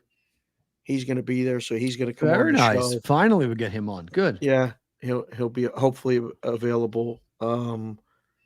I talked to Arash. Arash is going to be there. He's going to come on the show. Marchese's been a busy man lately. Yes, he has. But so that'll be fun. Okay. Next week, upstairs, we'll have all the details of exactly when you get there, how to go, and all that other stuff. Tomorrow, we have to clarify. We may have something for you guys tomorrow. We got to do a little clarification with our friends at Circa, but we may have something tomorrow. So stick around for that conversation tomorrow on a Roll Call Friday, which is kind of a fun 1 week out type of thing for you guys when it comes to our Circa Sports Pro Football Team of the Day, which, by the way, you guys, if you've not heard this yet, by now you should know. In case you don't know, Circa Million, Circa Survivor, both contests up and running. 6 million guaranteed for million, 10 million guaranteed plus. That's going to go up for Survivor. You must enter in Nevada, but you can play from anywhere. For more information on these contests, go to circasports.com. And if you're coming to town, we're always telling you guys room rates, and these are actually good for next week as well, up to a 3-night stay, complimentary at Circa. If you're coming in for one, they'll give you 25% off. Circa, the D, or the Golden Gate, all coming up here for Circa Sports. Contest weekend is next weekend. Bengals are our team of the day. Win total 10.5, over -120. Here's a question. Will Joe Burrow make it the whole year? I don't know. Because I'm not sure you can bet the win total without having an opinion on that. Yeah. Because it all hinges on whether or not Joe Burrow can play at least 16 games. I love these Joe Burrow glasses. God, I love these things. Really take down. Go ahead. You get the glasses and then get the M&M hair and go ahead and get an M&M wig. I used to have the M&M hair back in the day. I would do it. If I could have the full head of hair, I would do it. That wouldn't be a bad move. Covey. First thought is under. 5 games. What? Covey? 5? Holy crap. Wow. I don't think it's 5. I don't know. I said it when we did the Miami Dolphins and Tua playing 15 games. Sounds about right for Joe B, no? Yeah, I would think so. I mean, it's a good number. Game, maybe 2, but I don't know. Donnie was talking about the division. We've been talking about the division. I don't know what the Bengals are. I have more questions than answers for the Bengals. Fair. Schedule is not easy. They have the Patriots at home. It's going to be a 9-point, 10-point, 11-point spread by the time we get to kickoff. There is your number one survivor pick of the week. Everyone will fade the Patriots and take the Bengals. It probably wins. It would be very surprising to see it maybe not cover, but I think it wins. Right. At, as he calls it, at Burrowhead. Kansas City hosting the Bengals. Come on, bro. Why we call it that? He calls it that. I know. Lose. 1-1 start. Washington on Monday night. Win. Carolina on the road. The Washington spread is 7. Yeah. They're 9.5 against the Patriots. I would argue that number against Washington is going to be higher. Okay. If you like that, if it's still 7. Well, if it's Jaden Daniels starting in particular, if you got a rookie starting quarterback there. Correct. That's a game I think you can comfortably lay the favorite. If you don't use them in Circa Survivor in week 1, use them in week 3. Mm-hmm. Carolina, at Carolina, they win. So then, I got him 3-1. Yeah, fair. Baltimore at home. Monster game. They're favored by 1.5. They'll lose that game. Really? I'll take a win at home. I think they'll split. At New York Jets. Sorry, Giants. They'll win that game. I think they lose to the Browns on the road. So 1, 2, 3, 4. I have 5. Okay. I have 2 lose losses. To the Browns on the road. I have 5-2. Philadelphia at home. Bengals. I agree. Raiders at home. Favorites. Let's see. Hold on. Cincinnati. Oh, I got the wrong team. Sorry. I pulled up all the lines and I moved it one space. I got the other lines. At Cleveland, pick. You said win or lose? Win. No, sorry, lost. Lost to Cleveland. Lose at Cleveland, yes. Beat the Giants, lose to Cleveland. Right. Philly. Beat Philly. Okay. Beat the Raiders. Oh. Okay. Lose to Baltimore. Oh. Wow. I wouldn't be having them getting swept by Baltimore. I have them split. Okay. All right. And then lose to the Chargers. Yes. Agree with that. I have 4 losses. I have an 8-4 record going into the bye. 1, 2. Sorry, 7-4 record going into the bye. 3, 4, 5, 6. You have 6 losses? 7. No, counting wins. Okay. 7 wins so far for me. Yeah. So you have 7-4. Me too. We're on the same. After the bye, home for Pittsburgh. Win. Yep. At Dallas, Monday night. Wow. Win. I say win. Win at Tennessee. What am I missing? They should win that game. Win. At home for Cleveland. Lose. Win. Home for Denver. Win. Win. At Pittsburgh. Coin flip. I'll say loss just because. That is a pick'em game. Wow. Might not mean nothing. So I got 10 or 11. I have 12-5. Wow. I say over. About Joe Burrow? Me? Sure. I mean, health-wise, of course. But I think they go 12-5. I think over. Over's favored. I'm good with the over. Number's perfect. Yeah. Number is unless there's an injury and it goes way under, they are going to finish with 10, 11, or 12. Right? Yeah. Handicapping Zach Taylor is hard. Yes, I would agree, football guy. I would agree with yes. That's definitely not your guy. You're not a big. You haven't never been a big Zach Taylor fan. No. When we did the contest together, it was very tough to get you to pick the Bengals. You were very you're like, I'm not picking Zach Taylor. I can't buy him. Zach Taylor, picking Joe Burrow. You wouldn't listen. I understand why. All right, give the kids something to vote on right now. All the boys and girls. 67%, by the way, said yes to the White Sox breaking the record. 70? 67%. 67 said yes, they break the record. 121 games, losses. Bengals season wins. Over, under, 10.5. Over, under. I'd say over. Tough vote. I'd say over, but it's not like a easy. I wouldn't bet it. I don't think I'd bet it. I think it's right there. I mean, juice is only minus 120, so it's when it's a good number. It's a coin flip. When it's like the way the modern guys are doing it, you put it on the number and just move the juice. Mm-hmm.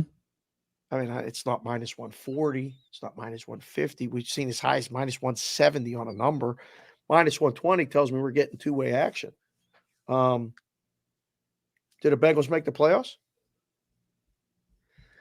Yes. Okay. But I can't bet much with the Bengals. I think they're almost unbettable. I don't believe in.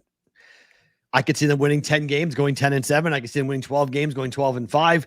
I could see them winning the division. I could see them missing the playoffs. It all hinges on Joe Burrow's health. You guys watching the show, find the price right now on them to make the playoffs, yes or no. Might be a better bet if you think you're going to make the playoffs. You might have to lay a little more juice. That's what I mean. How many wins do you need to make the playoffs in your mind in the AFC? It's a great question. I think 10 is the minimum number. I think that's minimum. I think 10. You need to win 10 games to get in. It might only be one team gets in with 10. The way it's shaping up. Fair. The 4 division winners and 3 wild cards, and not one of them is going to have 10 wins. I don't think so. Wow. The Falcons just signed Justin Simmons, by the way. They're going for it. Oh. Atlanta's going for it. Yeah. Okay. By the way, quick Little League update. Nevada's up 3-1 against New York right now in the 4th. Nice. This is their first game, right? It's the first one that I've seen there, yes, for Nevada. Yes. Oh, okay. Because the championship is Sunday. So I was like, wait, it's double elimination still, right? Because it's all different this year. They pushed everything back. Used to be a June. Now it's August. They've changed the whole Little League. It was never in June. It was always now. I thought it was always earlier in the summer. It's always after the All-Star break. Always. So the kids are missing school. I don't ever remember kids missing school for Little League. Place in the country except the West is not in school. I know, but I don't think that's true. I would have noticed that if kids were missing school to play in the Little League World Series, I would remember that. I mean, I think it was always early. It was like June. No, it was always August. Yeah, when football was going on, I can't. I don't know. Maybe I hit my head and just like forgot. I have football. I've never watched Little League baseball in a preseason game at the same time. I've never. We used to do this all the time in the book. We would try to put this on rather than preseason. And we'd have somebody come to the counter and say, I bet on Titans, Falcons preseason. And all of us in the book would rather watch the kids play. But, when somebody bet on something and we didn't have it on, we had to put it on. That's so weird. I was going to rack my brain. I was like, is this normal? Is it always? Yeah. This is always like this. Yeah. Interesting.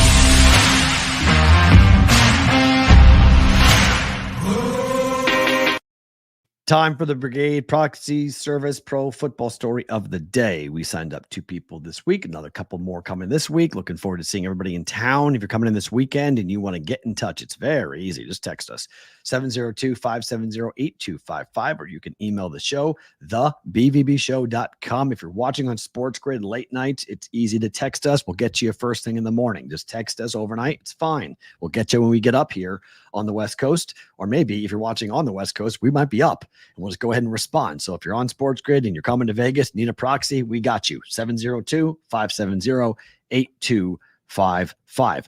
I love the late night text, P-Roll. If you're watching again on the replay, that's a lot of times that's a good time to get us fair without quiet. Distraction. Yeah, things are quiet. Westgate Super Contest weekend is this weekend. Okay, so if you're coming to town to sign up, need a proxy, same situation. 702-570-8255. We're around. I can't play golf, so I'm going to be around a little more than I thought. We were going to have a couple of our customers in town to sign up for that, and unfortunately, we can't do that. I can't do that, unfortunately, because I would like to have played golf, but I can barely walk, so we can't play golf until my back gets recovered on that. But that is this weekend for the Westgate Super Contest. Bless you. Sign up. Should the Vikings put J.J. McCarthy on IR, which will end his season, or should they keep him around to rehab his meniscus tear and the surgery he had on it to maybe get him reps later in the year? You shut him down, or you keep him around to try to play him? How bad is it? Is it I bad? mean, only the doctors know, but it's bad enough that he needed surgery. So it's a knee injury. It's significant. He needed surgery for it, but he could be back in 3 to 4 months, which would put him back into late December, which means he could play. I don't know. You and I might differ on this. I'm shutting him down. Okay. I don't even want to give him the option. Okay. I want you to rehab, and I want you to sit here with that earpiece in your ear And just listen watch to everything that's going on. I don't even want you to think about coming back because we're going to be bad. Minnesota people, D Stout, the rest of you, we got a couple guys that signed up for the proxy service from Minnesota. I like you. Your team's going to stink. Caca, poop, crap. I don't want them. I don't even. Do you want to be ready to play in December? I mean, I don't know. I think there are opportunities here for like just have him play. Just like I don't really think I'm trying to say, I guess, is like I don't mind if he plays like week 16. If the Vikings stink, get some game rep. But this is what people are saying. You need a roster spot. Like you only can play Rocky 87.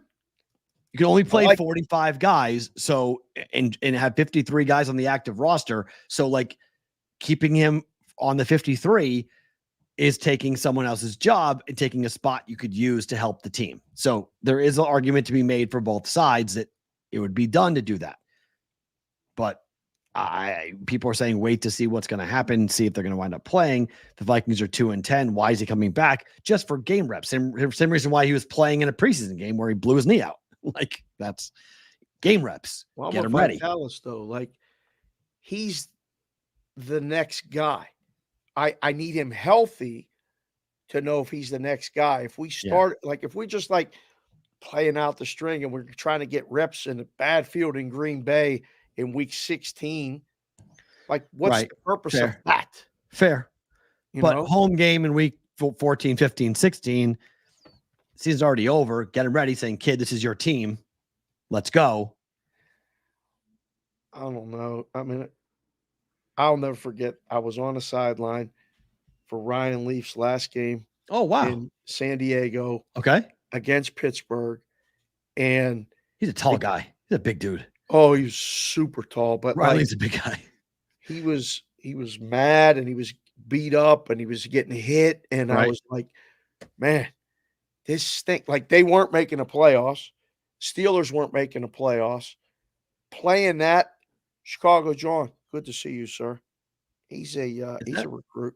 Yes, is that new? It looks like a first-time name, right? Chicago John, his first time. I mean, what's up? He's been texting us in the text line, which we appreciate.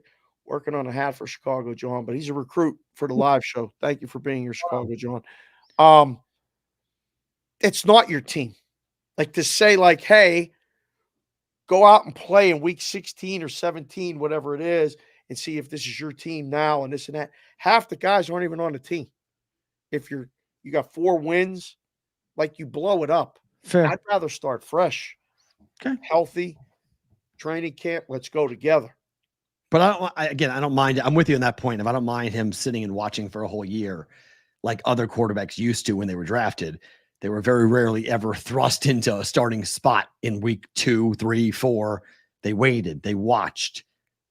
Now they're playing week 1. I mean, Caleb's playing week 1, starting quarterback. It's happened both ways.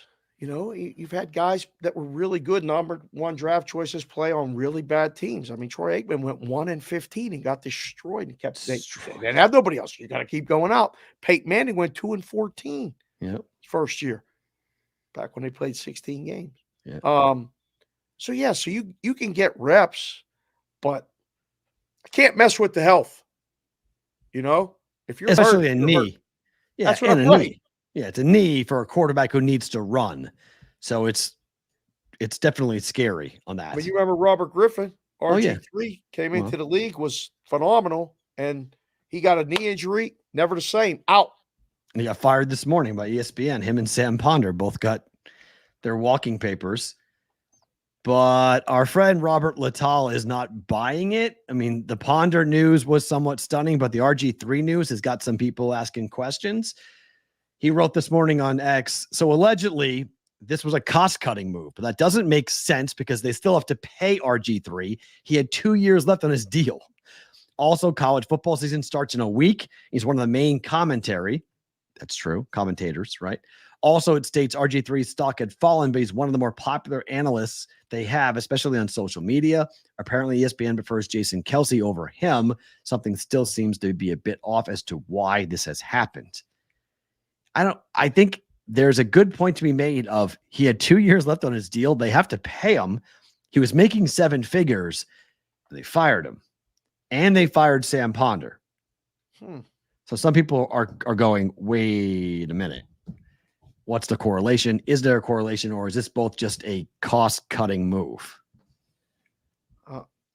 I am so unqualified to even. Of course, but it's just one of those weird things that right before college football, you're like, huh, how did this happen? Why did this happen? So this story's not going anywhere. This has got people's attention as to what happened today with ESPN. Bro, this media game, like I thought the book business was something. It's August 15th. Week 0's next week. And he's got 2 years left on his deal. They got to pay him. Not like he's a lame duck. He had 2 years left. You call me now and tell me you're gone? You're out. I mean, this is like walking Pesci into that room thinking he's going to be a main guy. Man and ding. Pow, pow. Yeah, goodbye. Like, what is that? Got Jimmy on the cell phone, smacking the cell phone. You once said to me, we talked about DraftKings, and I said DraftKings will never close in Massachusetts. We have some pretty clear evidence as to why DraftKings will never pull out of Massachusetts. One, DraftKings is a top 5 employer in the state, but they also just pulled 50% of the mobile bet handle in the month of July. That's 50%. Yep. 1 out of every 2 mobile wagers made in Mass in July were made on the DraftKings app. $405 million handle, and they took 200 million of it in one state. Wow. That's a dream to have 50% of anything.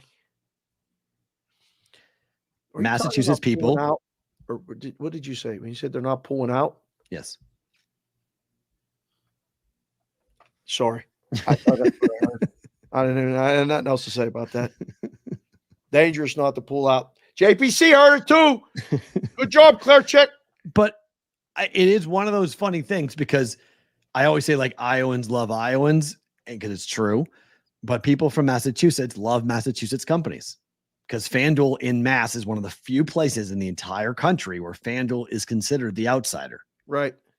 The DraftKings. Oh, I'm from Massachusetts. I bet with DraftKings. I don't bet with FanDuel. FanDuel's those Euro guys. Good for them. That's good. Congratulations. Sent out emails to people that ain't opening an account and they're in states that don't even have legal wagering. I mean, that's good. I mean, listen, positives are positives. Work on the other stuff. The other stuff too. Congrats. Hat tip to you. There you go. Mass was a big one, though. That's half the handle last month in July. We'll see if that continues in the football season.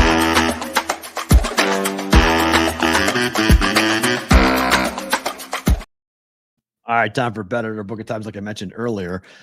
The only bet tonight is under 36, Patriots Eagles. It opened at 33.5. It was bet up to 36. I don't really get the play, but teams with joint practice. I know they only had 1. I get it. The other teams had 2. Atlanta, Miami, Giants, Lions, Seattle, and the Chargers. All 3 had fights and skirmishes. The Lions and the Giants got violent, like really violent, and then had 19 points being scored in that game. They had an absolute deluge rainstorm, too, that night, which contributed to nobody really wanting to be out there. So, going to rain tonight. It's going to rain? Yep. In Massachusetts, it's going to rain. See, this is why this brigade is powerful. Strong. He's there. Be a recruit. Like, you could come on a live show and tell us this shit. Sorry, Will, I waited as long as I could. Just a court jester anyway. I can't help it. All right? Just happens. Sometimes I change hats. Sometimes I swear.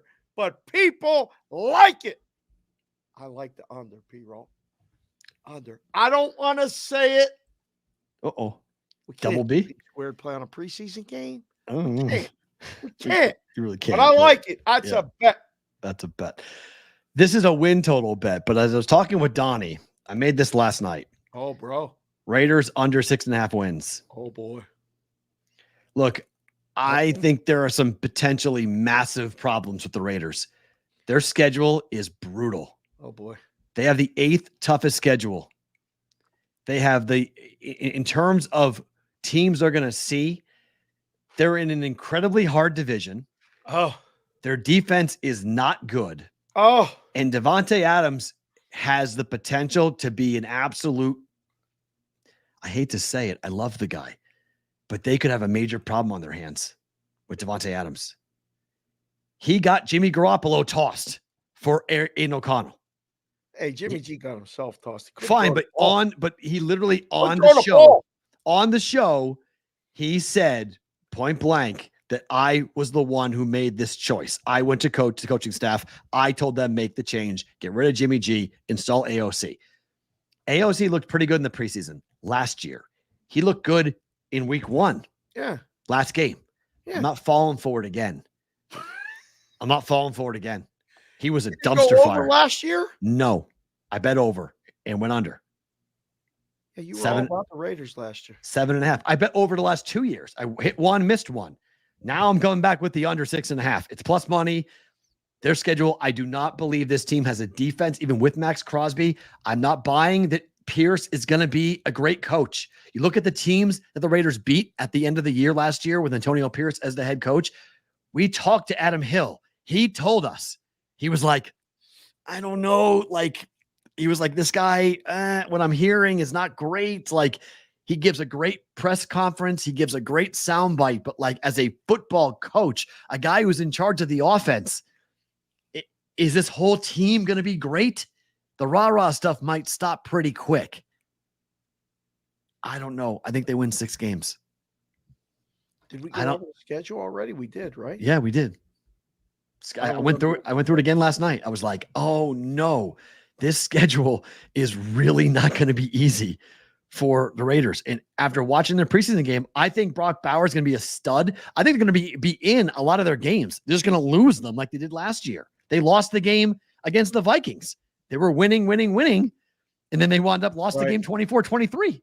Yeah. Like they play on the road against the Chargers and the Ravens to start the year. I think they open up 0-2 and then everything just spirals. If they lose to the Panthers at home, they'll lose to the Browns at home. Then they go on the road to Denver, which is always a hard place to go play. Then they play Pittsburgh at home, the Rams on the road, the Chiefs at home, and the Bengals on the road. That's ugly. Which one of those 4 games are they winning? That part there in the middle is ugly. This is the bet. This is a decent bet. If they Raiders 25-1 to be the last team to win a game. Gimme. If they don't win the game against Carolina, they might be 0-9 to start the season. Just saying, like if they don't beat the Panthers, that's the guarantee game they have to win. Because after that, they're playing either on the road or really hard teams. Now we got another reason for people in town to come looking for you. And this is great.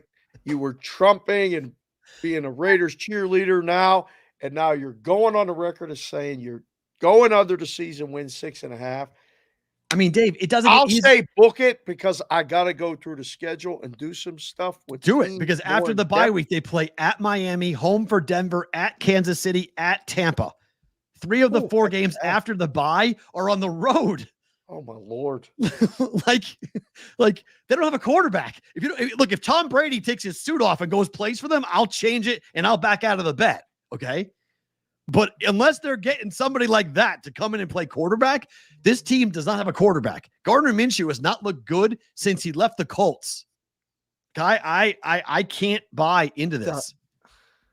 I'm sorry. I can't buy it. I think this team's in trouble. And I hope I'm wrong because I like watching the Raiders. But their schedule is brutal. Yeah, it is. That doesn't sound good. not making an educated decision. So those of you that are listening to the show and basing wagering decisions based off bet it or book it, or my opinion versus Matt's bet or opinion, good luck. I'll say book it only because I don't know. Good luck with that. It's plus money. I was like, all right, I'll take the plus money on the Raiders. I think they have a blow up potential. People yesterday said, what team has the biggest blow up potential? I think it's the Raiders. The biggest blow up in, oh no, what are we doing situation. For you guys who are with us live on YouTube and X, don't move. If you're watching on the replay on Sports Grid TV and on Sirius XM, thank you listening. Thank you being a part of it. For you guys live, stick around. The rest of you, Roll Call Friday tomorrow. We'll see you then for BBB. Bonus time starts now.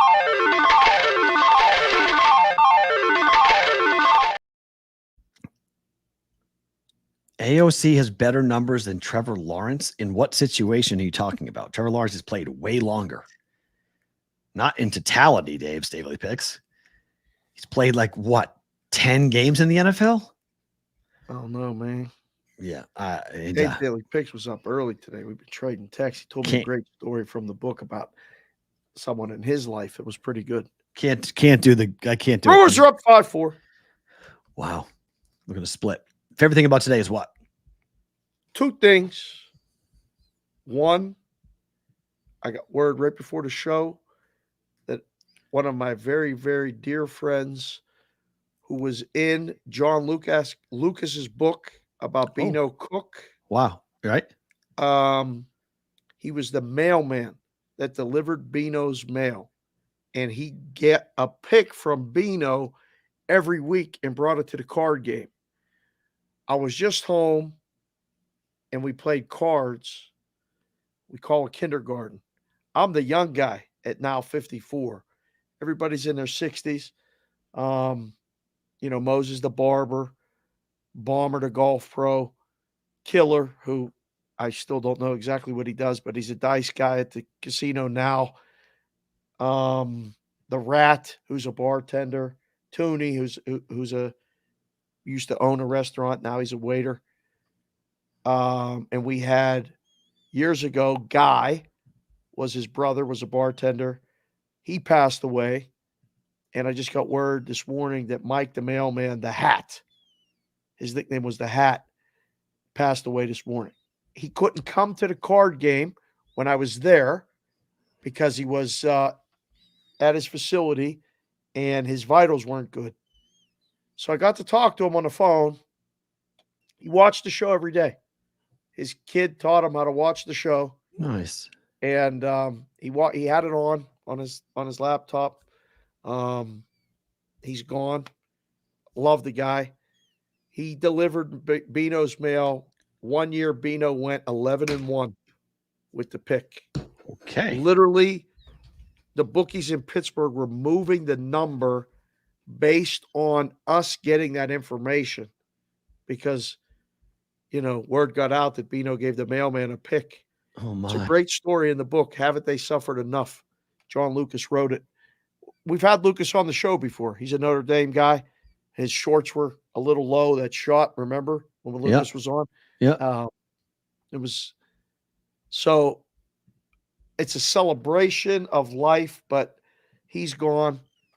Well wishes to him and his family. Moses the barber, if you're watching the show, I told you I would mention the Hat, so I just did. My other favorite thing about today is the Circa Survivor. Next week, we will be doing live shows from Circa. Guys have come into town already. And girls.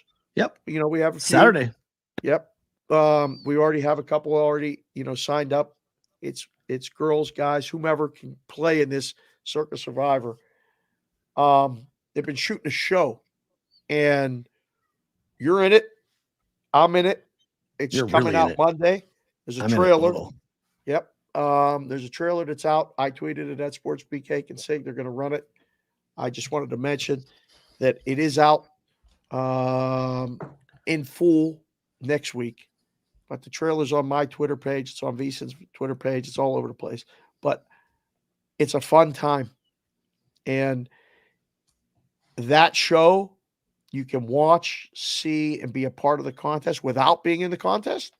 Well, it's for last year, but it gives you a good sense of what it's like to be in it. So maybe you're not in it this year. Maybe you'll be in it next year. But it's on the 23 contest. Correct. But there's going to be further discussions about some other stuff with it. We kind of being around are around, if you know what I'm saying, in the show. So that'll be fun. Just keep an eye out. Looking forward to it. Yep. Favorite thing about today hasn't happened yet. I get to go eat dinner. Looking forward to it. Your daughter's coming over to watch Maddie. It's going to be great. She makes a little money before she goes off to school. I get to go out, get to have an adult night on the strip. I have not had one of those in a very long time. So I'm very excited to go eat dinner. It's a school night. It's a school night for them, not for us. And Maddie she's been going to bed at 11 o'clock every night. First week back to school. The worst. It's fucked up. It really is. It's the worst. I can say that. Yes, it's the worst. I can't. She's been going to sleep at 11 and getting up at 6 every night. I'm just like, what? You're going to kill yourself by Friday. You're going to be dead. She's like, I can't sleep. I don't know. She's like, I'm just up. And like, okay. Like first getting back into that routine is brutal. Like just that, like, hey, time to go to bed at 9 o'clock. What are you talking about? I'm not going to bed. I'm not tired. You got to go to bed. No, I'm not going to bed. Oh my gosh. It's been hell over here. So like, I'm looking forward to just. Well, we get to add it all up together. You got little Consig coming. Is she coming to the house? Coming. Oh, party time at the Peralts tonight. Oh, Kendall is coming. Oh no, here we go. Maddie's been asking me all day. She goes, Kendall coming? Is Kendall coming? I go, I don't know. I go, it's up to Mr. Dave and Miss Jessica. They're going to allow her to come or not because it's a school night. We were told she's coming. Okay. She's like, Kelsey's going over. I'm going. Well, Kelsey was smart because initially I booked her for 7 to midnight, and she goes, you know, it's a school night, right? And I was like, son of, I was like, you're right. It's a school night. So she's like, Maddie's going to go to bed at what time? And I was like, okay, 5 to 10. Let's recalibrate it. We'll do it 5 to 10. So, yeah, but I mean, you got the right kid watching them. So, if you run late, don't worry about it. She was negotiating the rate with me. I said, I have nothing to do with the rate. I said, I have no idea. He'll take care of you. Don't worry about it. Yeah. She's going to college. We'll take care of it. And she's worried about the dog. She said, is that Ninja going to be around? And I'm like, I don't know. They can be locked up. They can be locked up. And Maddie's here. Maddie can take care of the dogs. Correct. So that's what I told her. So I said, it'll be fine. So we have a 10-year-old, a 10-year-old, an 8-year-old all together. Kelsey's going to have the time of her life. And a 6. And a 6-year-old? 8-year-old. Brooks. Oh, so 10, 10, 8. 8. Oh, I thought he was 10. Oh, no, he's 8. 10, 10, 10, 10, 8. So you got 3 kids. Kelsey's going to sit back and do nothing. She's going to watch TV for 5 hours. It's going to be the easiest babysitting assignment of her life. I don't know about that. It's going to be easy. You're going to adopt Ninja, Addison. I don't know. I might take you up on that. Be careful throwing that out there. Listen, I'll drive him to you, Addison. Yeah. It's pouring at Gillette. All right. Let's go. It's hailing at the game. Yeah, under 36. Let's go. We're going under there with that. Guys, Roll Call Friday tomorrow. We may have something to tell you about tomorrow. We'll see how that all goes. Lots of good stuff, though, every Friday. Hope to see you all back here for a Roll Call Friday around 2:30, 3 o'clock-ish, as we always say here for us on the live show. He's Dave. Matt, back tomorrow for a Roll Call Friday. BVB.